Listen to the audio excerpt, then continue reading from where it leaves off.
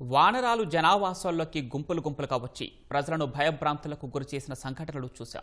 కానీ అందుకు భిన్నంగా ఓ వానరం ఓ ఉద్యోగి విధుల్లో ఉండగా లోపలికి వచ్చి తన భుజాలపైకి ఎక్కి తలపై తలపెట్టి కాసేపు సేద తీరింది.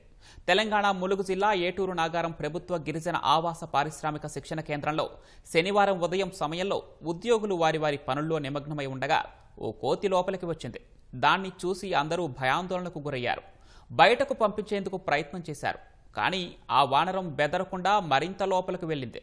ఉద్యోగి మహమ్మద్ సాదిక్ దాన్ని చూస్తూ ఏం కావాలి, ఏమైనా తిన్నావా అని ఆప్యాయంగా పలకరించడంతో ఆయన దగ్గరకు వెళ్ళింది. నెమ్మదిగా భుజాలపైకి ఎక్కింది. కొద్దిసేపు మౌనంగా కూర్చొని తలపై తలవాల్చి నిద్రపోయింది. సాదిక్ కూడా దాని నిద్రకు భంగం కలగకుండా కదలకుండా ఉండిపోయారు. సిబ్బంది ఆశ్చర్యానికి గురవుతూ ఆ వానరాన్ని మౌనంగా చూస్తూ ఉండిపోయారు. సుమారు అరగంట పాటు అలా విశ్రాంతి తీసుకున్న వానరం మెల్లగా భుజాలపై నుంచి దిగి మహమ్మద్ సాదిక్ వైపు ఆత్మీయ మిత్రుడిలా చూస్తూ బయటకు వెళ్ళిపోయింది.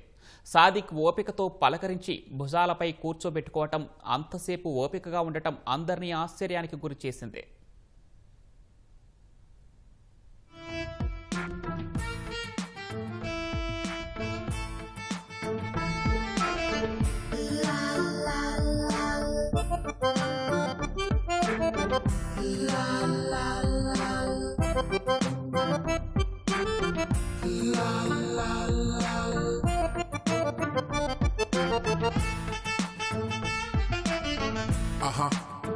Uh-huh.